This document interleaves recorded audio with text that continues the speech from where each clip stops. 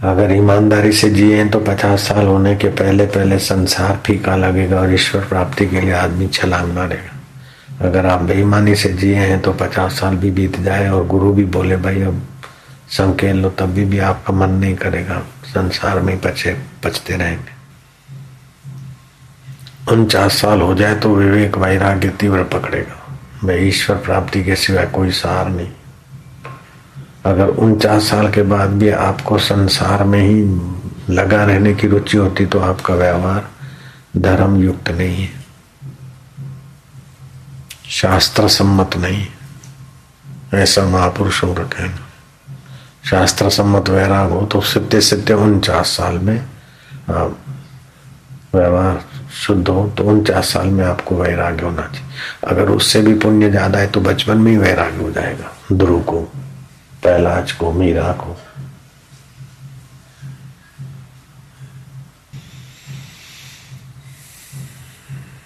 कोप करे करतार तब देवे साधक को धन जन माल और जगत व्यवहार। जब भगवान दूर फेंकना चाहते तो दुनिया का सुख सुविधा ऐश आराम दे देगा, उसमें रुचि कर देगा।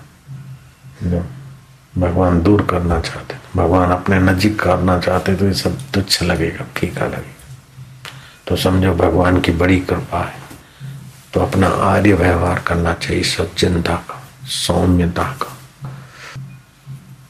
जितना टेलीफोन से इधर उधर दुनियादारों का संबंध होता है उतना साधक संसार में बढ़ता है। ये सेल्यूलर आने से सुविधा तो हो गई लेकिन मानवता का पतन भी बहुत हुआ। मानव ज्यादा अशांत हो गया।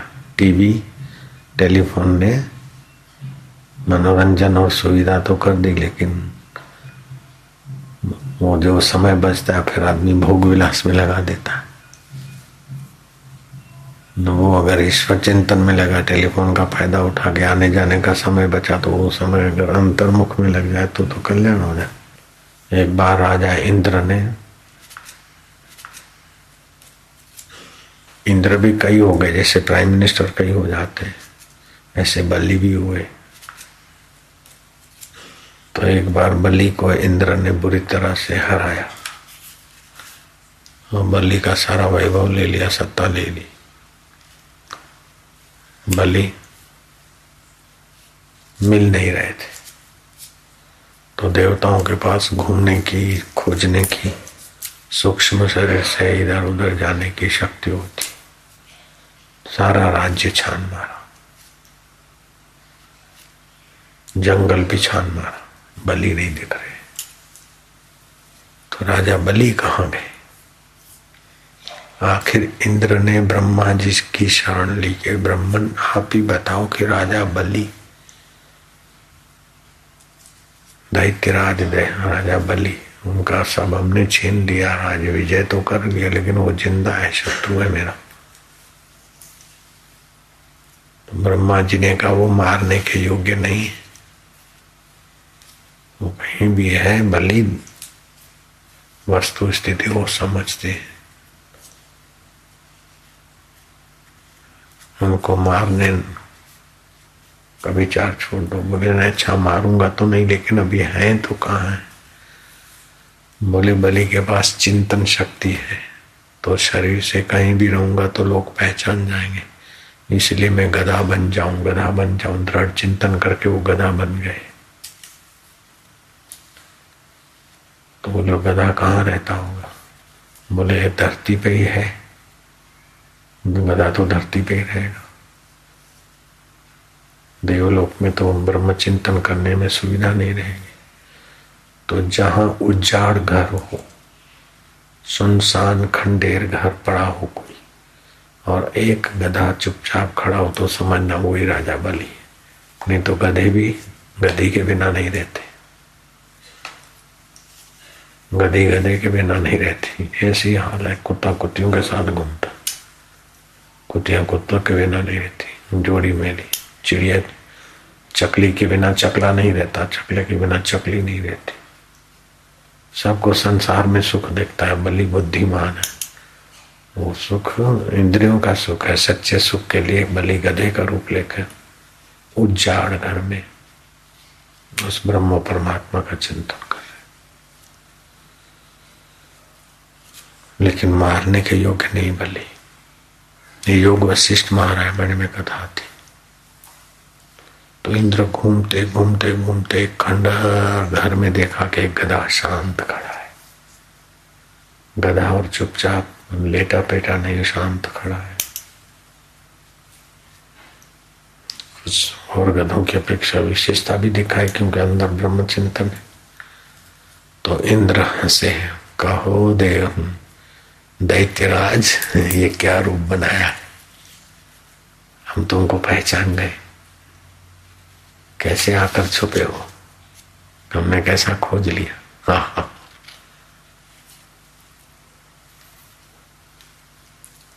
तब बलि ने कहा, इंद्र गर्व मत करो, ये राज्य की लक्ष्मी सदा किसी के पास नहीं रही। तुम्हारा इंद्र पद भी कितने लोगों ने भोगा और तुम्हारे बाद भी कोई भोगेगा। ऐसे मेरा राज्य भी कईयों ने भोगा, फिर मैं आया। अभी हमारे दिन राज्य के नहीं है, तुम्हारे दिन है। लेकिन तुम ये नहीं समझना कि मुझे राज्य मिल गया तो सदा रहेगा। न जाने हजारों हजारों इस राज्य पे आ गए और तुम भी आके चले जाओगे, फिर कोई आएगा, फिर कोई हमारा। अभी हमारे दिन राज्य के नहीं है, तो हम परम राज्य में जा रहे हैं। बाकी तुम ऐसा मत समझना कि मैं वज्रधारी इंद्र हूं। मैं अभी भी चाहूं संकल्प करके एक लात मारूं तो तुम वज्र सहित गुलाट खाते खाते स्वर्ग में पहुंच जाओगे। इतनी मैं ताकत रखता हूं ब्रह्म चिंतन से। लेकिन मैत्री, सौम्यता, आर्यता, वो भगवत चिंतन वाले का स्वभाव हो जाता है। बाकी आप मेरे को कायर समझ के अथवा भाई बेचारा गधा होके पड़ा है, ऐसी दया खाने की जरूरत नहीं है। कोई भी शरीर हो, ब्रह्म परमात्मा में विश्रांति पाना, ये बुद्धिमानी है। निसंकल्प होना, ये बहादुरी है। इंद्र तुमने नाच देखे, अमृत पिया और सुखी हुए, लेकिन वो सुख कहाँ से आता है वो जो जानते, वो गधा बनकर भी तुमसे ज्यादा सुख का प्रभु का रस ले सकते।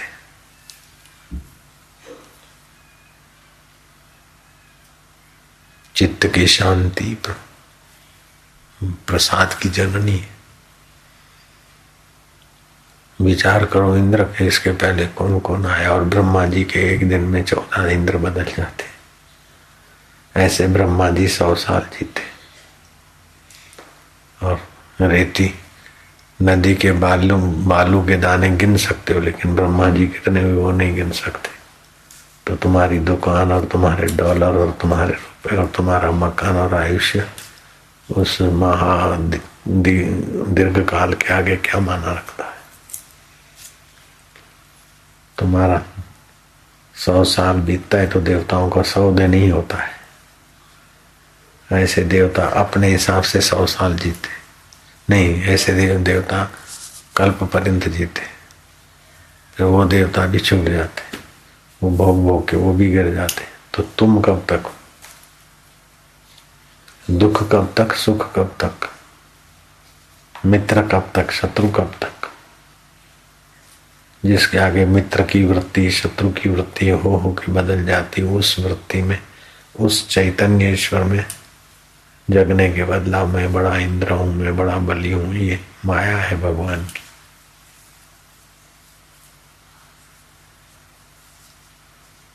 मैं इतना और कर लूं, मेरा इतना और पा लूं, मैं क्या हूं वो नहीं जानते हैं। जो मरने वाला शरीर है उसके लिए पाना है, करना है। श्री कृष्ण कहते देवी हेषा गुणमयी। ये माया किसकी है कि मुझ देव की है, चैतन्य की। किसकी है बोले देव की। कैसी है बोले गुणमयी, रजोगुण तमोगुण सत्वगुण।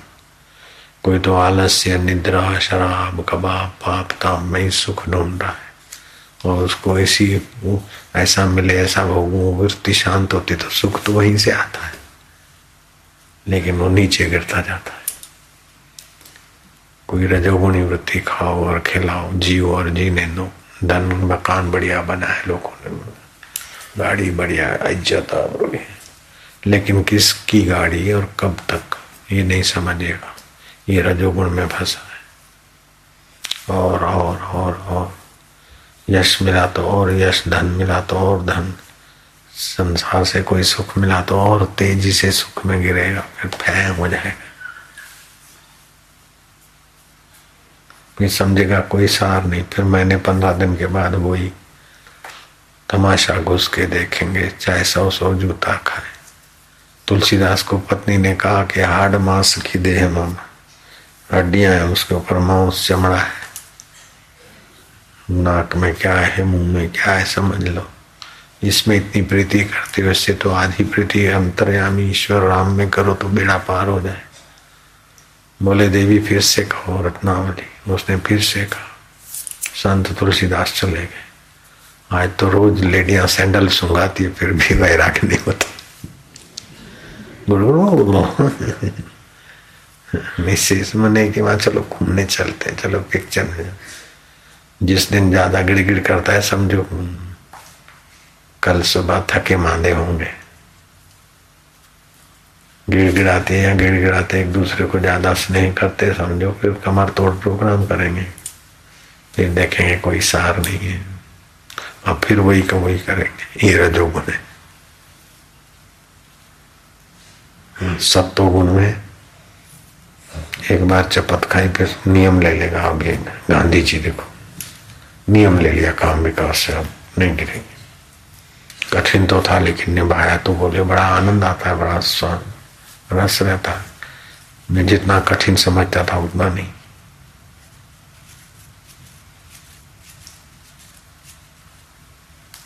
तो कोई भी नियम ईमानदारी से ले ना तो नियम भी अपनी रक्षा करता है और आदत बन जाती है अच्छी।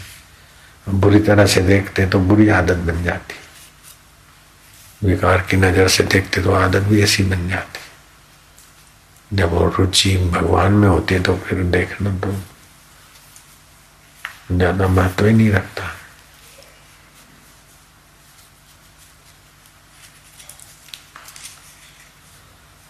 ईश्वर में रुचि हो जाए तो जितना जितना विकारों में, बेईमानी में, बदमाशी में सावधान रहेंगे, उससे मन को बचाएंगे, सावधान रहेंगे, उतना ईश्वर में रुचि होगी।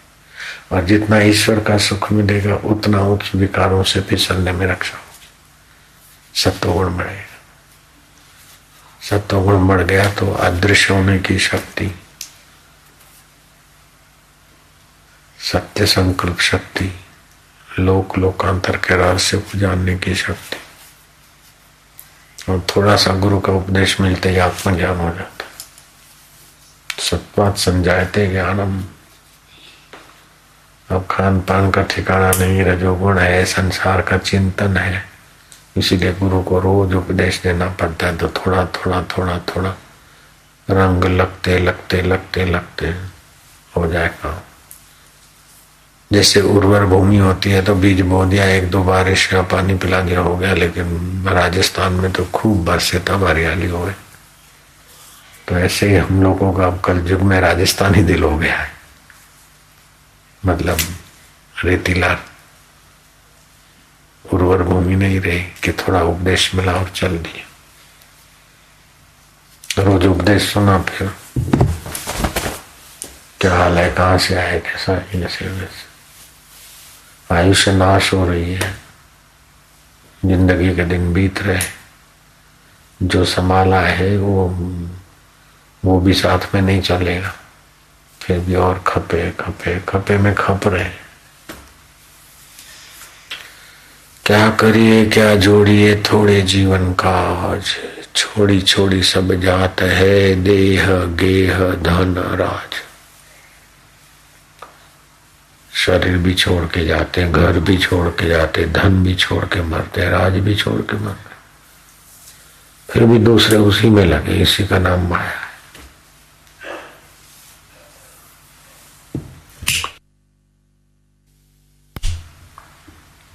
जो मिट जाने वाली चीजें उसी में लगे, जो मौत के बाद भी आपका साथ नहीं छोड़ता और अमिट है, उस ईश्वर को खोजो तो मिटने वाली चीजों में, आपकी आसक्ति नहीं होगी, फिर बढ़ाने की रुचि नहीं होगी, घटाने का दुख नहीं होगा और भोग नहीं होगा। उन वस्तुओं से आपका योग होता जाएगा। धन वैभव तो श्री कृष्ण के पास, श्री राम के पास, वशिष्ठ जी के पास और ऋषियों के पास खूब होता था। कभी कभी राज्य दिवाली हो जाते तो ऋषि आश्रम से उनको लोन मिलता था। ऐसा थोड़ी कि अभी सारे आश्रम और सारे ऋषि एक ऑफिसर के अधीन ऑडिट कर रहा हूं, ऐसा जमाना नहीं था। जब चाहे जिस सरकार को, जिस वो तमिलनाडु में देखो कैसा हुआ, शंकराचार्य जैसे हुए, ऐसा जमाना नहीं था। संतों को ये सब करने की क्या जरूरत है? अरे जब जब अन्याय हुआ तो संतों ने ही लोहा लिया है। अंग्रेज इतना अन्याय करते थे तो संतों की प्रेरणा से फिर गांधी जी भी तैयार हुए।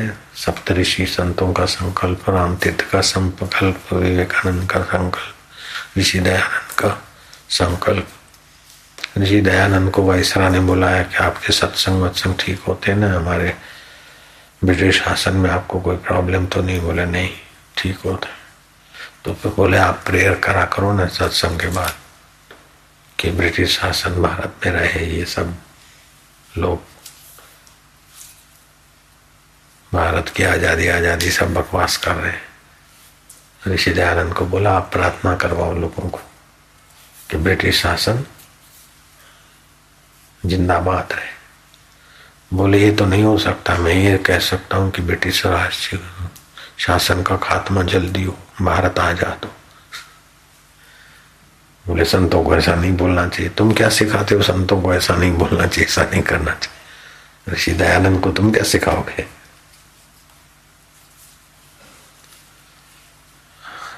तुम अपना ही घर, अपना ही दिल संभाल लो तो बहुत है संतों के लिए। इनको ये नहीं करना चाहिए, इनको वो नहीं करना चाहिए। तुम्हारी बेचारे पहुंच गया। इसीलिए बुरे से लोहा लेना चाहिए।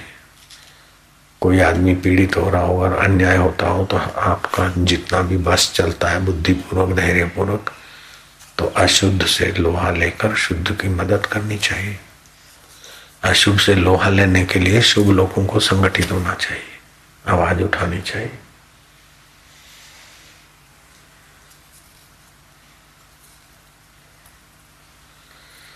नारायण नारायण नारायण, ओम ओम ओम ओम ओम। संसार है, शुभ अशुभ चलता रहता है। अशुभ से दबो मत और शुभ का अभिमान मत करो। पक्षपात नहीं करो, सत्य का आश्रय लो, प्रीतिपूर्वक भगवान का जप करो। और जब संसार का कोई प्रॉब्लम सॉल्व करना है तो विश्वास पूर्वक करो, ये काम होगा, भगवान जानते।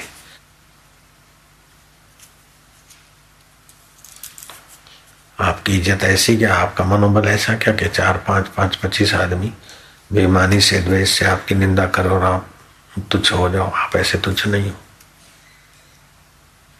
और 2 5 चमचे या 100 200 चमचे आपकी वाहवाही करे और आप बड़े हो गए, इसमें भी भूले में नहीं पड़ो। आप तो है अपना आप प्रभु के साथ। बस निंदा में, स्तुति में संसार है, हम है अपने आप प्रभु के साथ। बस ये मंत्र पक्का रखो। जन्म के पहले प्रभु के साथ थे, अभी भी प्रभु के साथ है। निंदा स्तुति सब आई गई, हम तो प्रभु के साथ। प्रभु हम तुम्हारे साथ है ना, है ना, है ना। दे ताली, ले मजा।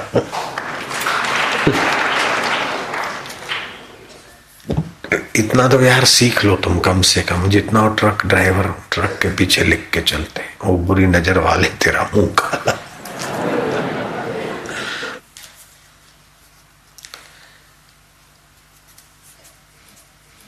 कुछ पत्रकार आए अखंडानंद जी के पास, महाराज जैसा ऐसा दे दो कुछ पैसे।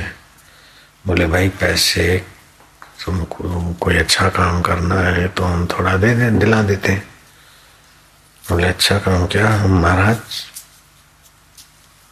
पत्रकार है, बीजी बीजी भाषा में तो मैं पत्थर खांडिया जी, जिसके पीछे पड़े उसकी पत्थर खांड देते, मतलब उसका बेड़ा गर्क कर देते। महाराज ने कहा अगर ऐसी धमकी देकर तुम मेरे से कुछ लेना चाहते हो तो कुछ नहीं होगा। तुम जितना लिखते हो हमारे सत्संग के खिलाफ, हमारे खिलाफ जितना लिखते हो लिखो। जिनको हमारे से फायदा होता है वो आएंगे, और कान कच्चे और तुम्हारी 2 रुपए की अखबार उनको अच्छी लगेगी, सच्ची लगेगी, 4 पैसे के शब्द, तो वो तो हमारे भगवान के रास्ते के यात्री नहीं। थोड़ी भीड़ कम हो जाएगी, बिछात कम बिछानी पड़ेगी, पंडाल थोड़ा कम लगेगा, आराम हो जाएगा, छटे हुए लोग आएंगे। अच्छा है, तुम लिखो जो लिखते हो। हमको ये बात बहुत जच गई, पहले हमने ये पढ़ी थी उनके संत की। मन में ये बड़ा भारी सद्गुण है कि एक बार उसको चस्का लग जाए, पान मसाले का चस्का, लवर लवरी का चस्का, दारू का चस्का लग जाता है, जानता है कि तबाही है फिर भी लगता है। तो ऐसे 1-2 बार शिविर में कोई आ जाते हैं, ये शिविर में आया कि कैसे आया, चस्का लग गया बस।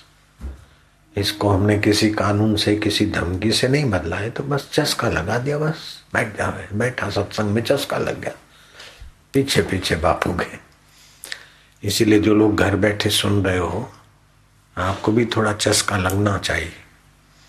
चस्के का फल ये कि ईश्वर का सुख मिले, निर्विकारी सुख मिले, निरअहंकारी सुख मिले, निर्दोष सुख मिले, और बुद्धि को बढ़ाने वाला सुख मिले, ज्ञान को बढ़ाने वाला सुख मिले, तंदुरुस्ती को बढ़ाने वाला सुख मिले, आयु को बढ़ाने वाला सुख मिले। आप काम विकार से आयु को नाश करेगा, ज्ञान को नाश करेगा, ऐसा सुख मिलेगा। ओज को नाश करेगा, लेकिन अंतरात्मा का सुख ओज को, तेज को, बुद्धि को, ज्ञान को बढ़ाने वाला होता है। फिर आपको पोथे पढ़ के, लिख लिख के भाषण नहीं बोलने पड़ेंगे। वो नित्य नवीन ज्ञान, रसमय ज्ञान, तंदुरुस्ती के लिए टॉनिक हम नहीं लेते कोई। आपके उस सुख स्वरूप में ही शरीर को पोषण मिल जाता है। सुख के लिए हम क्लबों में नहीं जाते, डांस नहीं करते, वाइन नहीं पीते, हमारे साधक भी नहीं करते। ऐसे ही बस जप ध्यान करते ही सच्चा सुख ले लेते। बिस्को और डांस वालों को, बेचारों को वो सुख नहीं मिलता जो भक्तों को मिलता है। तो आप जहां भी सुन रहे हो, अब आप कृपा करके असली सुख की तरफ पक्का इरादा करो। एक 2 शिविर अटेंड कर लो, फिर देखो।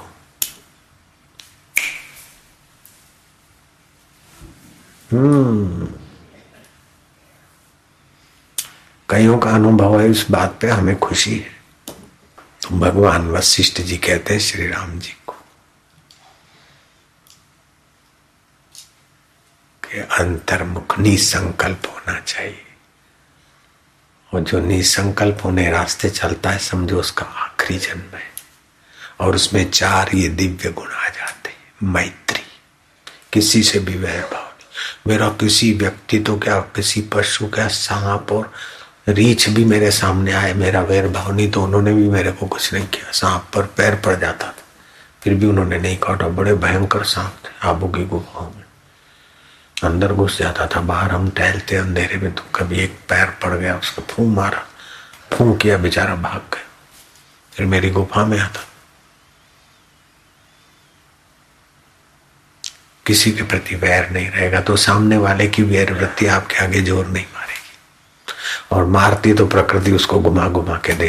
हमने तो अपने तरफ से उनका बुरा नहीं चाहा, तो वो बेचारे तेजोहीन होकर, कोई एक्सीडेंट में तो कोई किसी में तो कोई सुधर गया ऐसे, लेकिन हो जाता है, उनका प्रभाव क्षीण हो जाता है। क्योंकि हम उनका बुरा नहीं चाहते, वो हमारा बुरा चाहते और करते, तो प्रकृति उनको दे देती है जो उनको उचित होता है। या तो सद्बुद्धि के ग्राहक होते तो भगवान सद्बुद्धि दे देता, दंड के ग्राहक होते तो दंड दे देता।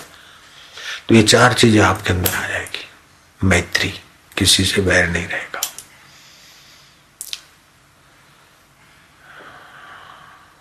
सौम्यता, आपके अंदर की ऐसी परमात्मा सुख है तो आपके स्वभाव भी सौम्य हो जाएगा। मैत्री, सौम्यता, आर्यता, क्या उचित है क्या अनुचित है, धर्म का जो ज्ञान है शास्त्रों का, वो आपके द्वारा ऐसे सात्विक व्यवहार होने लगेगा। मुक्तता, आप किसी वस्तु में, किसी आदत में, किसी परिस्थिति में, किसी चिंता में फंसेंगे नहीं, किसी दुख में आप फंसेंगे नहीं। क्या बड़ी ऊंची बात। करोड़ों अरबों रुपया होने के बाद भी दुख के समय आदमी दुख में फंसता है, लेकिन ये आप सद्गुण आ जाएंगे, मुक्तता। इतना बड़ा मेरा पसारा है लेकिन मुझे टेंशन नहीं लगता, बंधन नहीं लगता, मुक्तता। और जितनी अंतरात्मा की मुक्तता होगी उतनी सूझबूझ बढ़िया होगी और आपकी ठीक जगह पे कदम पड़ेंगे, आपकी ठीक वाणी होगी, आपका ठीक व्यवहार हो जाएगा। तो ये आप खजाना पालो ना, क्यों कम चीज में राजी हो जाओ।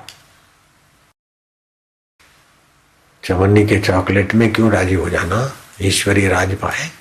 ये संसार तो चवन्नी के चॉकलेट जैसा है और क्या है। मेरा इतना फ्लैट है, मेरी इतनी मिल्कत है, लेकिन इससे भी ज्यादा वाले छोड़ के मर गए तो तू क्या ले जाएगा बेटे। तो असली राज की तरफ आ जा, ठीक है।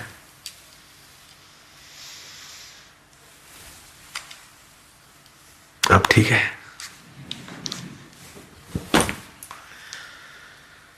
नारायण नारायण नारायण।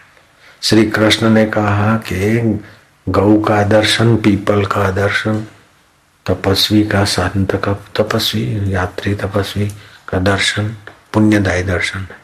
ये कहते कहते हीरे का दर्शन भी पुण्यदायी है। तो मैंने हीरे वाली अंगूठी पहन के ऐसा करना चालू कर दिया था कि ऐसा करूं तो पुण्य दर्शन लोगों को भी मजा आ जाए। चलो बाबा ऐसा, नहीं तो हीरे वाली अंगूठी यूं होती है ना, मैं यूं कर दी, ले भाई हीरे का दर्शन भी कर दे, पुण्य दर्शन है।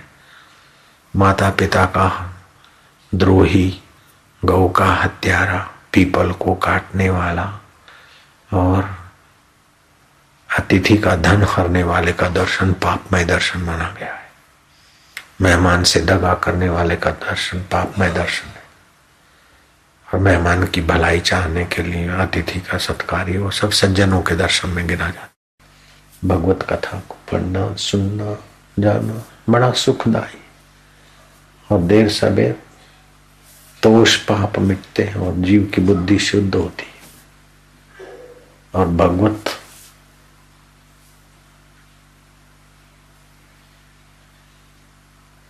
पिपासा वाली बनती है, तब भगवान मिलते हैं।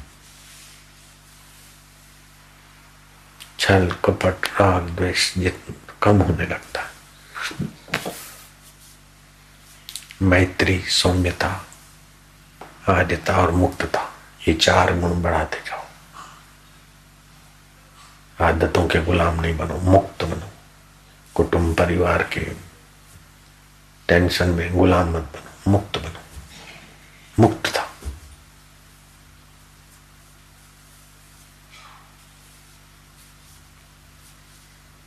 रिश्ते नाते के बंधन में क्या, अकेले आए अकेले जाना है, मुक्त रहो।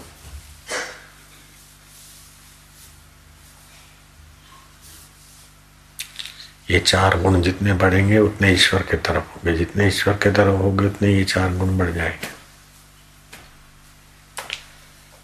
तुलसी ममता राम से समता सब संसार, राग न द्वेष न दोष दुख, दास गए बहुपार। रोम रोम में जो चैतन्य सत्ता रम रही है, तुझ में मुझ में सब में, उसमें मन था कर वो मेरा है। बकरी के द्वारा जो बै कर रहा है, सत्ता दे रहा है, वो बकरी आकृति माया की, लेकिन उसके अंदर सत्ता मेरे परमात्मा राम की। आंख देखती है बेटा बेटी मुन्ना प्यारा लगा, लेकिन वो प्यारा शरीर प्यारा जिससे है वो सो राम में मन लगाओ। तुलसी ममता राम से समता सब संसार। ये मेरा है जरा ज्यादा दे दो, ये पराया है जरा तंग करो, ये दुश्मन है, नहीं नहीं ज्यादा अंदर में गांठ नहीं बांधो, बाहर से। तुलसी ममता राम से समता सब संसार, राग न द्वेष न दोष दुख। दोष भी न देखे इसमें और अपने चित्त को दुखी भी न करे। दास गए बहुपार।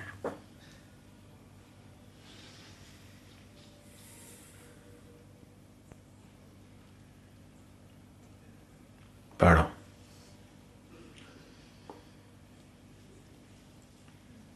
पुरुषार्थ यही है कि संत जनों का संग करना और बोध रूपी कमल और विचार रूपी स्याही से सत शास्त्रों के, संत का संग करना और बोध रूपी कमल और विचार रूपी स्याही से सत शास्त्रों के अर्थ हृदय रूपी पत्र पर लिखना। हाँ, देखो, संतों का संग करें और सत्य शास्त्र और बोध रूपी स्याही से अपने हृदय पर वो वचन लिखे। किताब खुद पढ़ लेंगे, शास्त्र तो पढ़ता है, लेकिन अपने मन से ही उसका अर्थ घटन कर लेगा। इसीलिए संत के संग में, शास्त्र तो है तो महासागर, सागर का पानी न खिचड़ी बनाने के न चाय और कॉफी बनाने के काम आता है, लेकिन उसी सागर से बादलों के द्वारा उठता है और फिर बरसता है तो महाराज गंगा जल बन जाता है, यमुना का नीर बन जाता है, सिंधु कावेरी बन जाता है, गोमती और नर्मदा बन जाता है और मुक्तिदायी मार्ग दे देता है। बादलों ने उठाकर पटका, ऐसे ही संत रूपी बादलों ने शास्त्रों से उठा के वचन आपको दिए। आप शास्त्र पढ़ोगे तो उसका अर्थ अपनी मति गति के अनुसार करके बैठ जाओगे। जैसी वासना होगी, जैसी सूझबूझ होगी, तो आप तो मन से अर्थ करोगे, बुद्धि से करोगे। बस मति न लखे जो मति लखे, जिसको मति नहीं देख सकती, लेकिन जो मति को देखता है उसमें तो कोई विरले, लाखों लाखों में कोई विरले महापुरुष होते।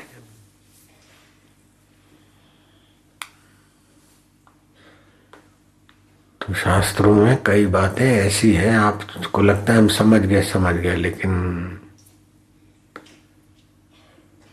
कहीं कहीं ऐसे जो सार तत्व हैं वो बहुत गूढ़ होते हैं।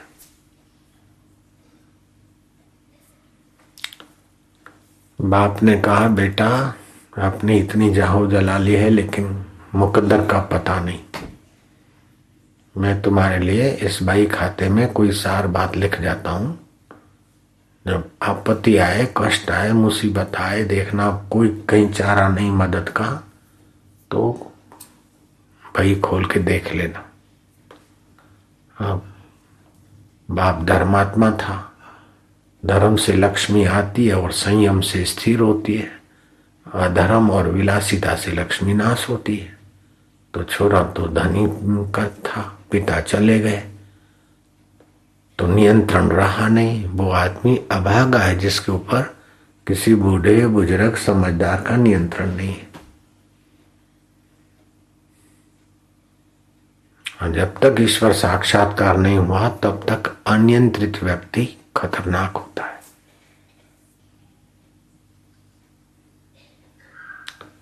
तो वासना अनुसारी, बोले इसमें तो क्या बड़ी बात है, भगवान गोद में है, ये भावना, ये भी वासना है।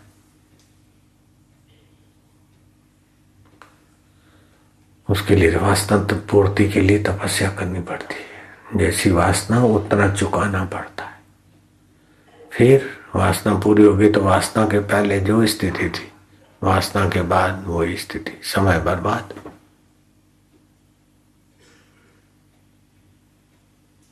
ये बन जाए, ऐसा कर लूं, ऐसा कर, वासना के पीछे जाएगा तो तबाही है। निर्वासनो निरालंबो, इससे किसी अवलंबन वाला सुख नहीं। निर्वासनिक निरालंबो शोभते शुष्क पर्णवत, अष्टावक्र संहिता, जनक को उपदेश दिया। कुछ बनकर, कुछ पाकर, कहीं जाकर, कहीं देखकर, कहीं भोग कर मुक्ति नहीं होती।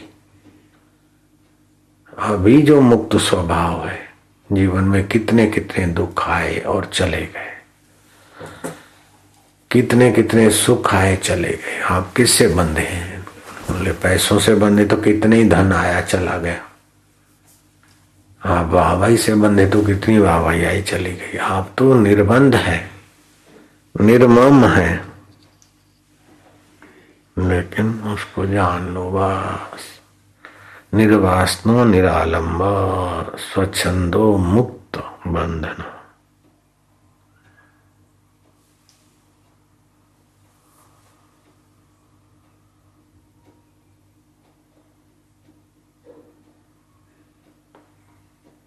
चिदानंद रूप शिव। क्षिप्त संसार वातेन चेष्टते शुष्क पर्णवत्।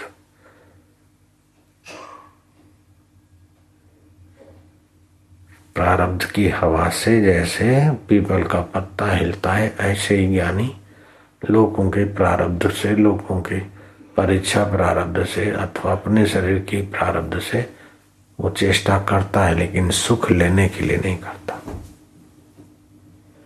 कुछ पाने के लिए नहीं करता। उसने अपना पूरा प्रभु आराध्या, पूरा जाका नाम, नानक पूरा पाइए पूरे के गुणगान। उसने पूर्णता का अनुभव कर लिया। पूर्ण गुरु कृपा मिली, पूर्ण गुरु का ज्ञान आंसू मल से हो गए, कवि ने लिखा। तो ये पूर्णता का अनुभव करें। आपका आत्मदेव पूर्ण है। आप स्त्री मिलेगी तब सुखी होंगे, बच्चे मिलेंगे तब सुखी होंगे, तलाक देंगे तब सुखी होंगे, इस झंझट में न पड़ो। आप वैसे ही सुख स्वरूप में गोता मारना सीखो जो उस दीक्षा के वक्त बताया जाता है। उस सुख स्वरूप में डूबना सीखो और धीरे धीरे उसमें स्थिति कर लो। बस स्थिति के लिए क्या है? श्री कृष्ण कहते हैं अभ्यास योग युक्तेन चेतसा नान्यगामिना परम पुरुषम दिव्यम याति पार्थमुचिंत। अभ्यास तो सभी करते हैं, खाने पीने लेने देने का, लेकिन अभ्यास ऐसा करो कि परमात्मा के साथ योग हो जाए, परम पुरुष दिव्य के साथ। याति पार्थमुचिंतन, जो जिसका चिंतन करता है, जिसका ज्ञान पाता है, चिंतन करता है और प्रीति रखता है, वो उसको पा लेता है। तो शास्त्र से भगवान के स्वरूप को जान लो। भागवत में जिनको भगवान मिला है,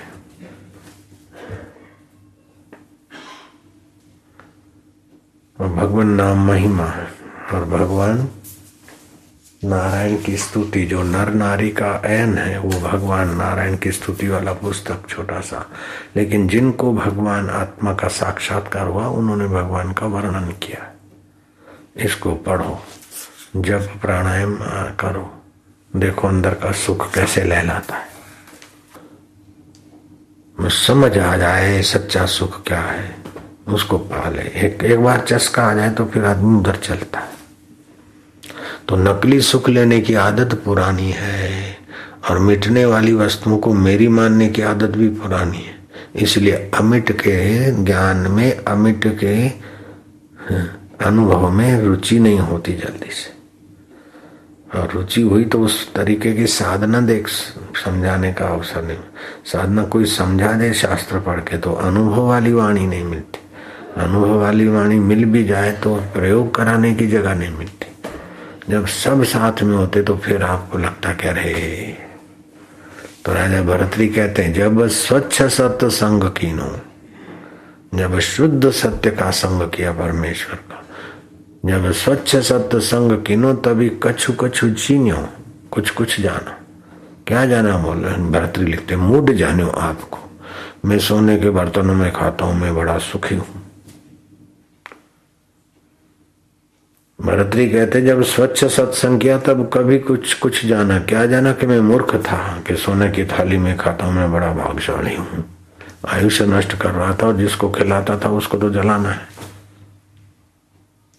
पिंगला रानी इतनी सुंदरी और मेरी सेविक पत्नी आज्ञाकारी, इतना ये सुविधा, सोने का रथ, चांदी का रथ, सोने का बाजूट, उस पर बैठता हूँ, हीरे जवाहरात के कोश है, मैं बड़ा सुखी हूँ।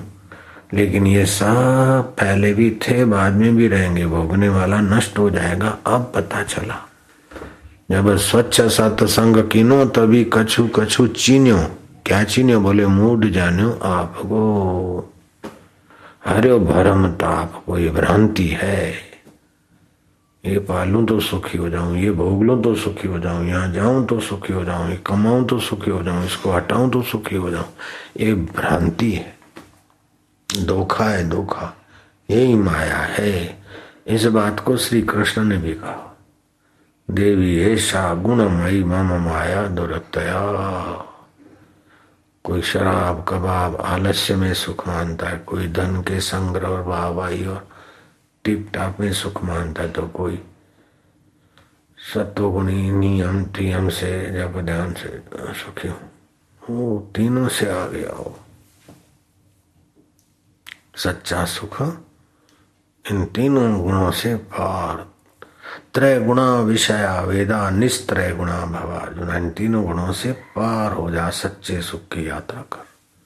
बहुत ऊंची बात है, अति ऊंची बात है। इसको पा लिया तो फिर भगवान आपसे दूर नहीं हो सकते।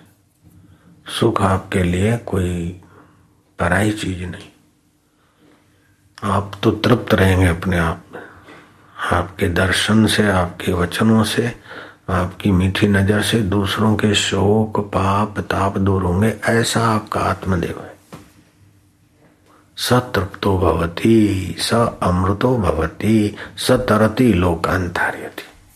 आप में वो योग्यता है।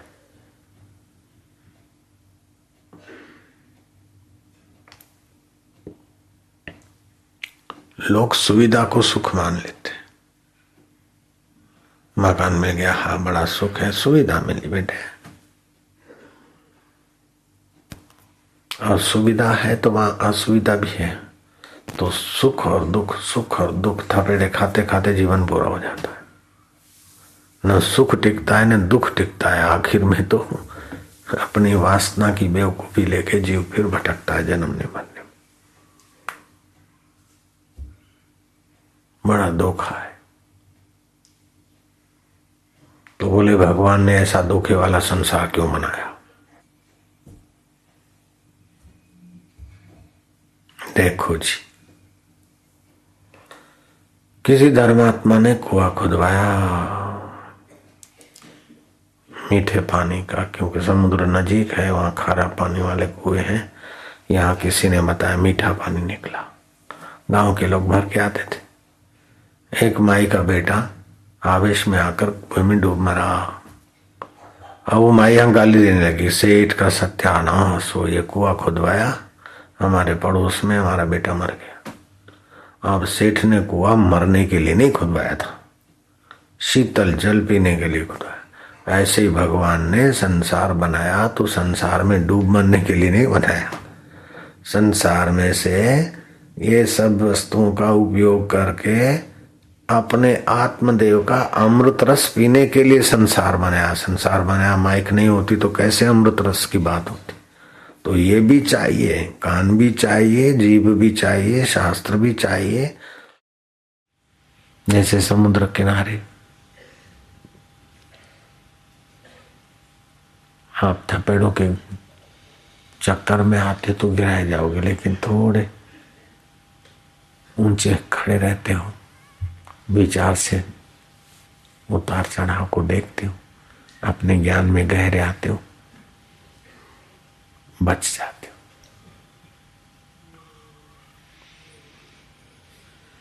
अपने साक्षी भाव में, चैतन्य भाव में, अमर भाव में गहरे आओ। आखिर कब तक? ये दुकान कब तक? ये फैक्ट्री कब तक? ये नागपुर कब तक? ये बुंगला कब तक? शरीर कब तक? नेठ त पिंजरो छॾणो पवंदई, लोक हिन मां लॾणो पवंदई, पोइ दाद कंदे दरवेश जो गेड़ा छॾ पिंजरे के। आखिर तो ये शरीर रूपी पिंजरा ही छोड़ना पड़ेगा, तो मकान फैक्ट्री पद कब तक? इसलिए तेन त्यक्तेन बंजिता, त्याग से भोगो, अनासक्त होकर। आप धर्मशाला में जाते हैं अथवा रेलवे में जाते या जहाज में जाते तो वहाँ खाते पीते, सीट पर बैठते, उपयोग करके फिर छोड़ देते। ऐसा थोड़ी कि जहाज की सीट लेकर नीचे उतरते, जहाज के कंबल लेकर सामान लेकर जहाज का जो उपयोग के लिए मिला था वो लेकर निकल नहीं सकते। ऐसे रेलवे की या बस की मुसाफरी करते, ऐसे ये शरीर और संसार मुसाफिर खाना है। धर्मशाला में या होटल में रहते हो तो उपयोग करके चल भैया। ऐसा थोड़े कि होटल का सामान धर्मशाला का सामान मेरा है, उपयोग के लिए तेरा है अभी, लेकिन फिर मैनेजर मारेगा, नहीं तो चार्ज करेगा। ऐसे ही ये संसार है। Money money, what for more money. Soul, आत्म सुख, इससे फ्रेंडशिप, इधर फ्रेंडशिप, उससे friend. Boy, real friendship is inside soul with God। ईश्वर के साथ मित्रता करो, साक्षी स्वरूप के साथ प्रेम करो। बाहर कितना बनाओगे? एक मित्र ने अपने फ्रेंडशिप काट कर दी, अच्छा हुआ, आराम हुआ, इतना उसके दुख सुख की चोटें कम लगेगी। एक ने रिलेशन कट कर ली, ठीक है, इतना समय बचेगा, नहीं तो उसकी बीमारी होती तुमको टेंशन होता, उसका एक्सीडेंट होता तो टेंशन होता, उसको कहीं दुख होता तो हम भी घसीटे जाते। चलो इतना कम ही सही। एक रिश्तेदार रूठ गया, बोलता है नाता नहीं जोड़ेंगे, चलो ठीक। मरते समय इतने रिश्तेदारों का चिंतन करके मरते, अच्छा है, इतना कम चिंतन होगा, यार का चिंतन मिलेगा, ठीक। नाता जोड़ता है, ठीक, तोड़ता है, ठीक, वाह वाह भाई वाह, गुजरने दो, आग्रह ना करो, इसने क्यों तोड़ा, इसने क्यों जोड़ा, होता है। जैसे बहते पानी में उंगली करो तो लकीर हुई और मिटी, ऐसे ही संसार का काम करो, फिर अपने को समेट के ईश्वर में आओ। ज्यादा संसार को माइंड में मत रखो, मन में संसार को मत रखो, मन में भगवान को रखो। संसार बाहर है बस। जिंदगी के दिन बीते जा रहे हैं और जीवन बड़ा कीमती है, और ये चीज कोई साथ में चलेगी नहीं, कहीं साथे आवशे नहीं। $1 भी आज સુધી કોઈની સાથે ગયો નથી, અને કલોલની એક ઈંટ બી કોઈની સાથે ગઈ નથી, તો આપણે શું લઈ જવાનું? कोई કોઈનું નથી રે। ये जिससे दिखता है परमेश्वर अपना है, उसको जान ले।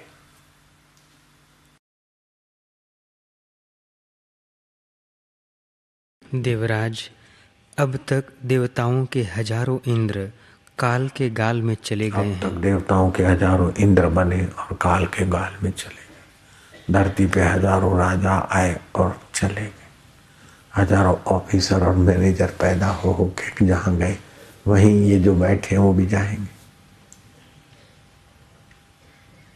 फैक्ट्री साथ में नहीं आएगी, बॉडी भी साथ में नहीं आएगी, लेकिन ज्ञान और जप करके ईश्वर में अपना नाता जोड़ो, वो खजाना अपने साथ। क्या हो जाएगा? उठाने वालों को लगेज ज्यादा, लोड ज्यादा पड़ेगा।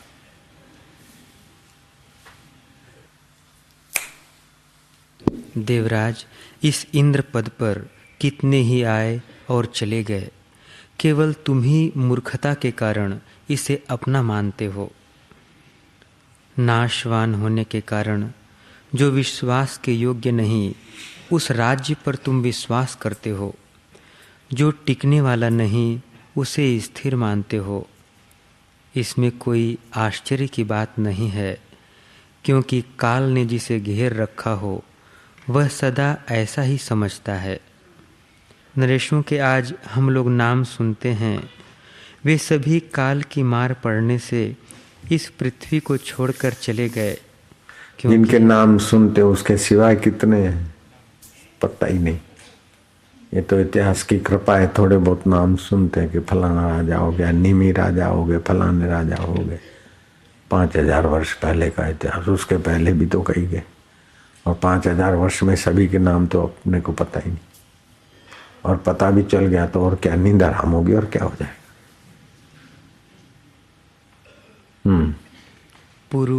पुरुरवा, मैं, भीम, नरकासुर, अश्वग्रीव, पुलोमा, अमित ध्वज, शंबरासुर, ये सब बड़े बड़े दमंग हो गए उस समय के। नमुची, दक्ष, विप्रचित्ति, विरोचन। दक्ष राजा भगवान शिव का ससुरा, अब कहाँ है?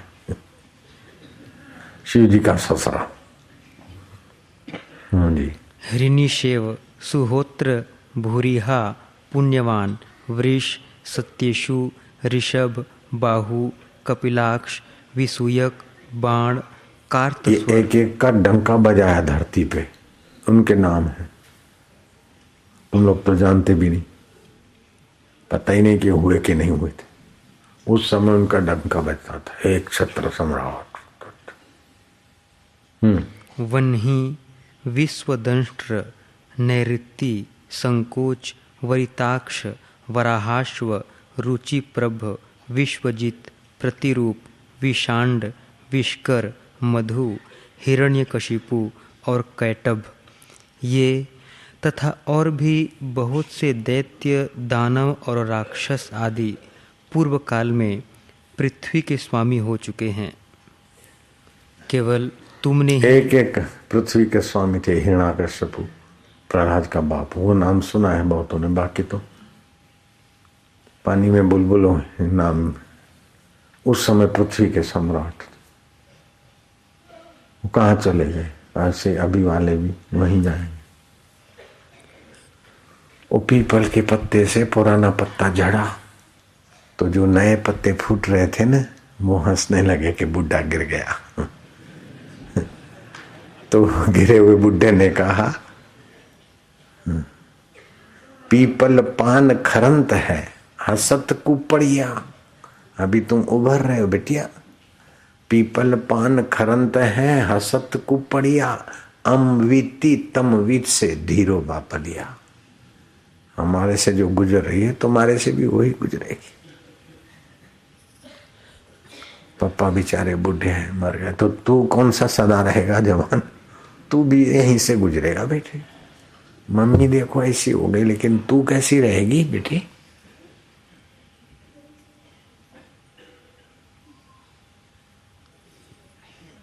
मम्मी की खबर ना पड़े जो गर्दी थी, पण तू ये भी थवानी छे, એટલે મમ્મીની સેવા કર અને ભગવાનની ભક્તિ કર, જપ કર, એટલે ભગવાનના દર્શન થઈ જાય બસ. બાકી ડોલર સાથે લઈને જવાના, ચોકલેટ સાથે આવે, કેડબરી નો, એ તો પેટ બગાડે, દાંત બી બગાડે, મન ના ભાવે. છી. देवेंद्र, केवल तुमने ही 100 यज्ञों का अनुष्ठान किया हो यह बात भी नहीं है. तुमने 100 यज्ञ का अनुष्ठान किया और इतना बड़ा राज तुम नहीं पा लिया, ये बड़ी बात नहीं. आप ही नगर अध्यक्ष बने हो ऐसी बात नहीं, भारत में कई नगर अध्यक्ष हैं. आप ही कमिश्नर बने हो ऐसी बात नहीं लाला. वो एक माई आई, वो बापूजी वो मेरा बेटा है, ये इनकम टैक्स कमिश्नर है. कमिश्नर ठीक है. तो उसने कहा कि बापूजी तो मम्मी ऐसा बोलती है, मेरी कैटेगरी के तो इतने 1000 लोग हैं. मैं कहा तो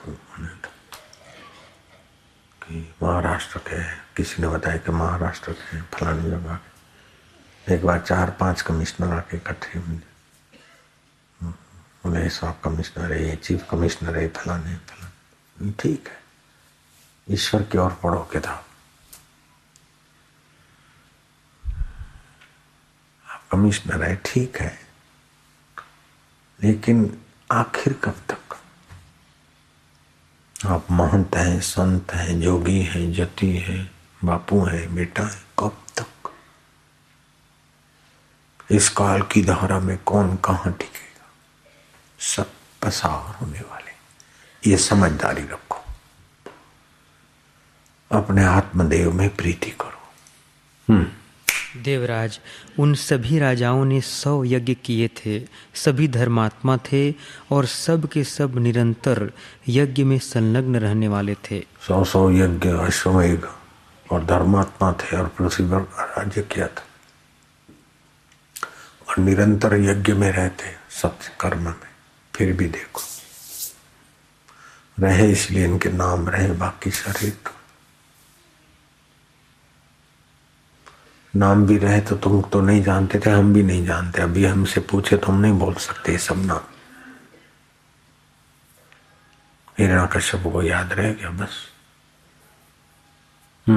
देवेंद्र, तुम्हारी ही तरह वे भी आकाश में विचरते थे, सैकड़ों मायाएं जानते थे।